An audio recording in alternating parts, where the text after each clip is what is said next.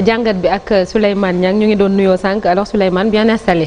oui alhamdulilah bien Souleymane tey dañoo bëgg a taxaw tuuti ci pétrole ak gaz ndax am na yenn chiffres yoo xam ne jox nañ ko dernièrement notamment production yi bàyyeekoo ci gisement yu Sangomar wax nañu ay 2 millions et quelques 2 millions 820 mille barils de pétrole et puis am na yeneen chiffres aussi lu ci mel ni juróomi weer yi weesu li ñu jaay pourcentage bi et tout ci loolu nga bëgg a taxaw tey. waaw ak globalement. suñu pétrole ak suñu gaz lañ ci mën a yaakaar. ak fan lañ ci toll. ak fan lañ ci toll. chiffres yi nga joxe léegi moom mooy production weeru octobre fële ca Sangomar moom mooy fi nga xam ne fa la ñuy exploité suñu pétrole. ci zone boobu ak waa Woodside.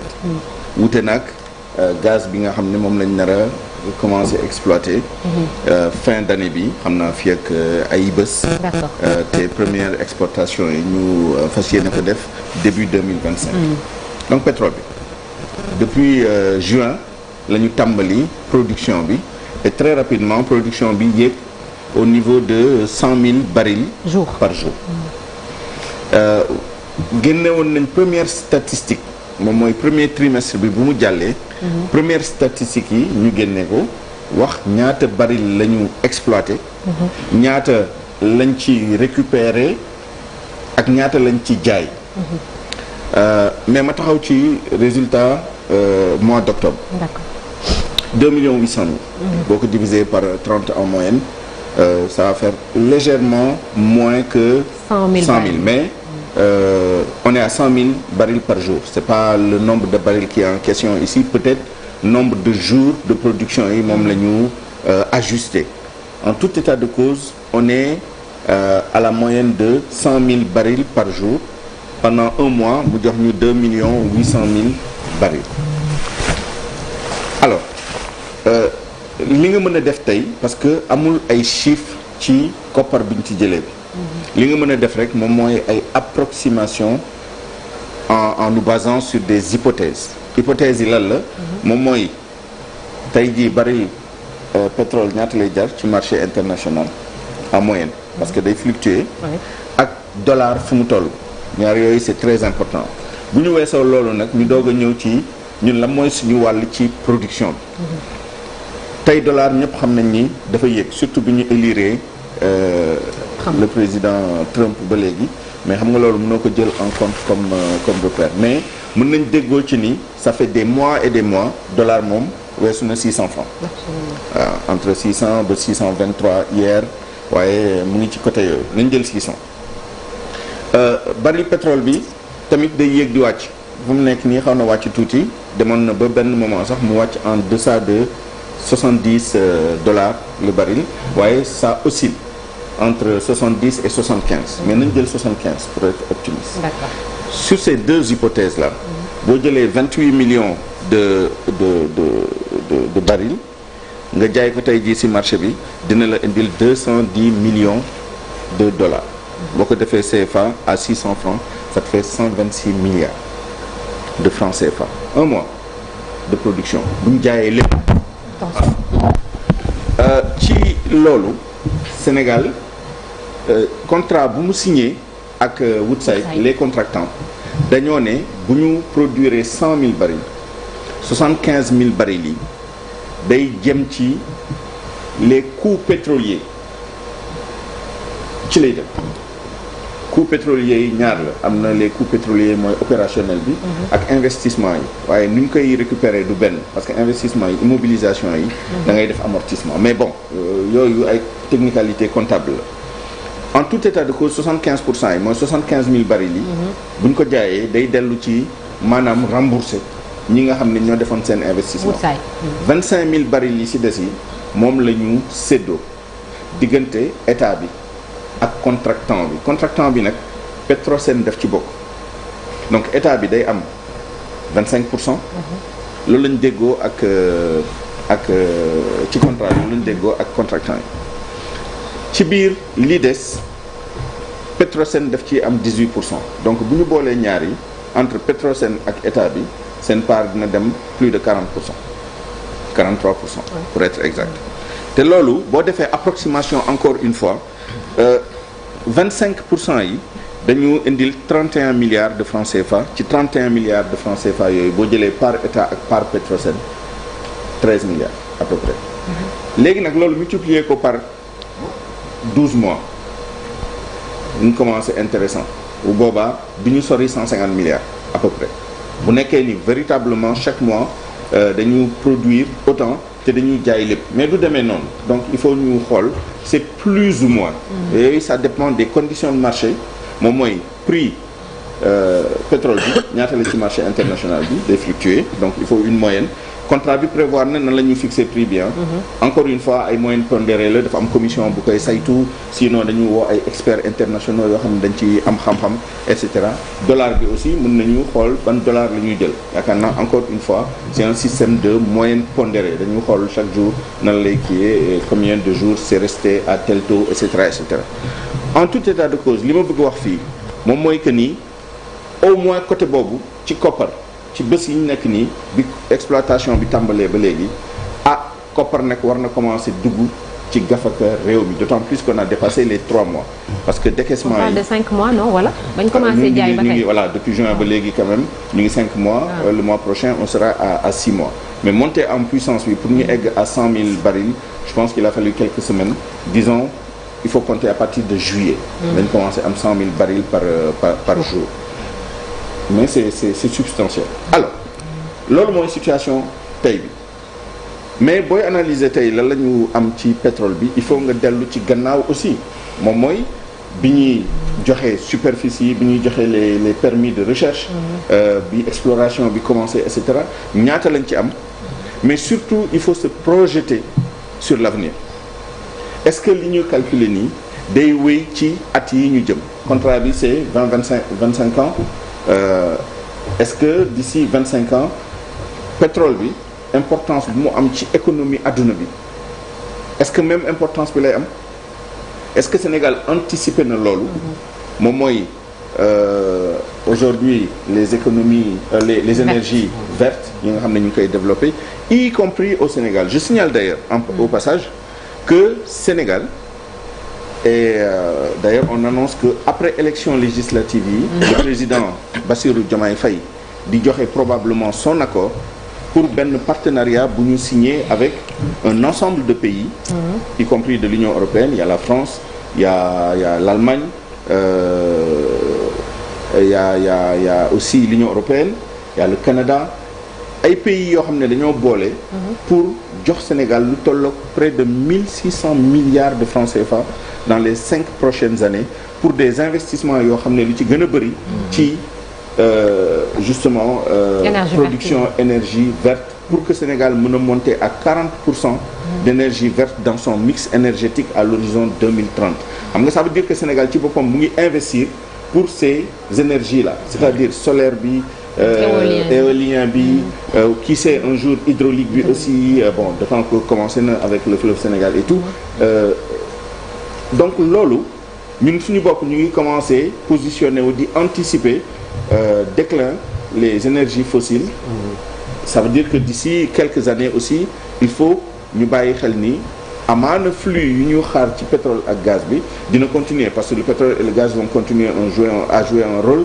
mais dans 25 ans on va devoir voir avec les contractants ndax dañu def décret de renouvellement de prolongation de ces contrats mais bu boobaa est-ce que contractants yi dinañ fi nekk parce que BP gis nañ ni mu commencé def ñeneen ñi tamit gis nañ ni ñu commencé def Woodside peut-être que dans 15-20 ans bu leen fi fekkee parce que entre-temps aussi mën nañ jaay seen i ay intérêt ci gisement bi mais bu leen fi fekkee est-ce que dinañ am même intérêt est-ce que Sénégal dina nekk dans la même position de force pour am li ñu bëgg moom mooy renégocier les contrats pour et ça c'est un des enjeux importants c'est de renégocier bien avant justement ñu egg échéance boobu.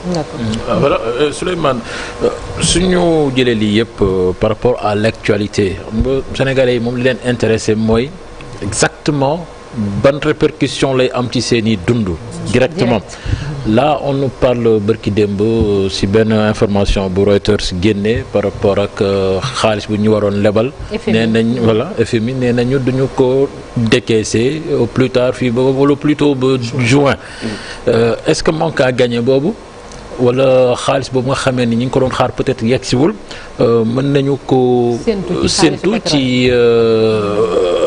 bërëb yu mel nii ci pétrole bi wala gaz bi ñuy séentu. Évidemment socio-économique. Oui, voilà parce que oui. Alors d'abord un point de relativisation lii décaissement FMI yi faut pas non plus ñu jox ko poids boo xam ne amu ko. tey jii fonctionnement de l'État du Sénégal à peu près du sori 300 milliards par mois boo bëggee fay salaires yi fonctionnement de l'État les transferts courants yi nga war a def. les transferts en capital et cetera. boo jëlee suñu budget nga diviser ko par 12 ça te fait pas loin de 300 milliards de francs CFA. Donc benn décaissement de 300 milliards du FMI. mooy équivalent benn rek. Voilà, c'est l'équivalent d'un mois. Donc il faut avoir des flux un peu plus contenus et puis le cumul de plusieurs contributions y compris des appuis budgétaires d'autres pays. On a vu que am na ay dëkk yoo xam ne commencé nañ Allemagne. Et cetera ñu ngi jox ay appui budgétaire loolu xawoon na wàññeeku année yi ñu passé xëj na loolu dina xaw a compenser en partie mais pour revenir aux ressources pétrolières et gazières chiffres yi ma joxe nii évidemment ça ne remplacera pas mais état cumul la rek day boole jël fii pétrole bi am na place bu muy jouer mais pétrole bi il faut pas non plus ñu jox ko poids bu mu amul encore une fois bu ñu produire dañuy jël benn partie bi pour rembourser les coûts pétroliers beneen partie bi la ñuy jël séddoo ko au prorata Petrosen état ak contractant bi donc ça aussi il faut pas le surestimer le danger n'est pas là-bas le danger mooy li ñu gis ci yenn dëkk yi yoo xam ne fii ci Afrique et peut-être même au-delà moom mooy état bu demee ba am des problèmes de trésorerie il est arrivé dans beaucoup d'états d'Afrique notamment en Afrique centrale. Afrique centrale. Les négociants les grandes multinationales ñi nga xam ne ñooy def négoce matières premières yi muy pétrole di gaz mais aussi les autres matières premières les matières comment dire les mines les matières minières là et tout minérales pardon ñooñu il arrive que puisqu'ils sont extrêmement liquides dañoo am xaalis bu takku ñoom lebal le 300 milliards lebal le 500 milliards du dara si ñoom mais bu boobaa dañu am ci yow yoon ci sa ay ressources dans le cas qui nous concerne ça peut être un peu plus difficile parce que contractant bi aussi voilà c'est des contractants qui sont assez puissants et puis am nañ ñu téye aussi ressources yi mais dans certains pays nit ñi dañoo tayeele batale seen ay ressources minières ñu jox la trésorerie parce que da nga koy soxla immédiatement mais bu boobaa da nga koy fay en matière première ça veut dire quoi ça veut dire que Trafigura wala Vitol wala Glencore wala ñeneen mais ñooñu sont les plus connus mën nañu négocier ak yow sa gouvernement ne la da nga soxla xaalis y a pas de problème nous on peut te prêter 500 milliards mais ay cargaison si c'est par pétrole nga ñu koy fay boobu Woodside yoonam du ci nekk parce que moom récupéré na déjà ses 75% pour ses coûts pétroliers moom ak Petrosen d'une certaine manière d'ailleurs beneen bi moom mooy les 25% yi ci des yi paru état du Sénégal par exemple sur un mois de production ça peut faire une cargaison peut-être bu boobaa wala 2 mois ñu ne la dinañ ñëw jël benn cargaison de 900 000 barils wala de 1 million de barils noonu nga may fayee li nga ma yoreel ci xaalis loolu c'est un danger qui guette notre secteur voilà pourquoi il faut trouver un bon équilibre par rapport ak nos partenaires parce que partenaires yi chaque fois bu ñu bëggee imposer seen loi en fermant les robinets bu boobaa état yi tamit parce que état mënul fay est obligé de quand même payer les salaires fonctionner et cetera bu boobaa dañuy wuti yeneen solution et en matière gazière et pétrolière ce que certains États d'Afrique ont réussi à faire moom mooy justement entrer dans ces logiques là de jël seen ay ressources di ko tayle pour que ñu mën a am xaalis. naka la mën def pour éviter syndrome hollandais bi parce que produire ko peut-être des fois ñun xoolal énergie bi cher na fii hydrocarbures yi aussi la même chose ba buñ ci amee yaakaar aussi ñu mën ko am fi Sénégal prix yi wàcc parce que xëy na consommateur wala sénégalais bi looloo ko ci gën a intéressé gis nañ la xew Nigéria tamit am dernièrement la fa Dangote def sax benn genre raffinerie yi nga xamante ni léegi produit yi dootuñ ko yóbbati bitim réew indiwaat ko di leen ko jaay mu cher. C'est un cas très intéressant le Nigeria donc question bi 2 tiroirs la boo jëlee exemple Nigeria je vais m'arrêter pour ne pas oublier Nigeria effectivement Dangote a mis quand même 20 milliards de dollars on n'est pas loin, pas très loin, c'est 2/3 probablement de notre PIB. loolu la def pour defar sa raffinerie qui théoriquement va produire 650 000 barils par jour. C'est quand même beaucoup. Alors mais gars yi dañ ko dar, c'est-à-dire les acteurs du secteur tant nigérians moom mooy ñii di importer que les multinationales dañ ko xeex boo xam ne Dangote jooy na fi presque jooy na fi parce que il vient de découvrir qu'il y a une telle mafia dans ce secteur-là que il suffit pas juste nga am xaalis. La société nationale du pétrole là xeex nañ ko, les négociants, les importateurs, les sociétés, les multinationales qui produisent au Sénégal. Pour revenir chez nous, on a la SAR. SAR mu ngi xool xaw ma fan lañ ci toll, mais il y a quelques mois 2-3 mois ñu ngi doon annoncé ni ñu ngi leen di envoyer ay échantillons ñu xool ñoom nan la ñu paramétrer pour mën a raffiner pétrole bi nga xam ne moom la ñu produire à Sangomar. En plus, il y a aussi ce processus d'élargissement des capacités pour que effectivement ñu mën. Mais c'est pas parce que am nga pétrole rek que raffinage bi c'est quelque chose de naturel, ça s'enchaîne directement. Regardez, ma jox leen benn exemple. Et ça avant même ñu am ñun suñu pétrole. Raffinage à la SAR dafa am nu mu doon demee.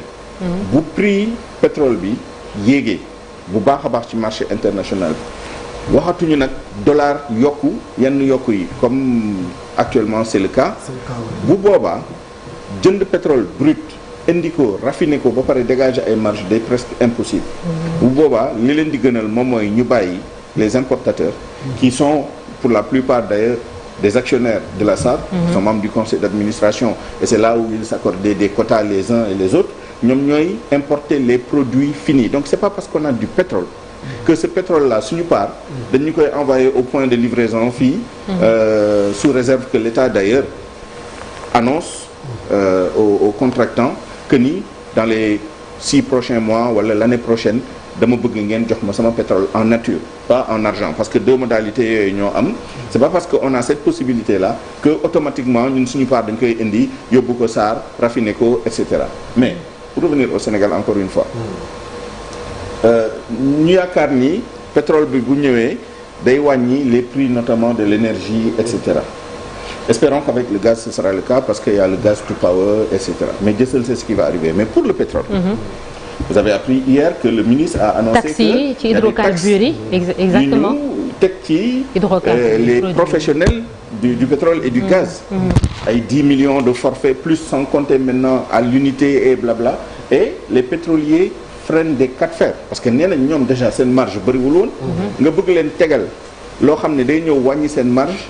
Et regardez la subtilité, le gouvernement tegu ko ci consommateur final bi. Ce ne sont pas des taxes qu'on ajoute à la structure des prix. Mais dañ ko imposer les professionnels, les importateurs, les négociants, les distributeurs, les transporteurs, etc.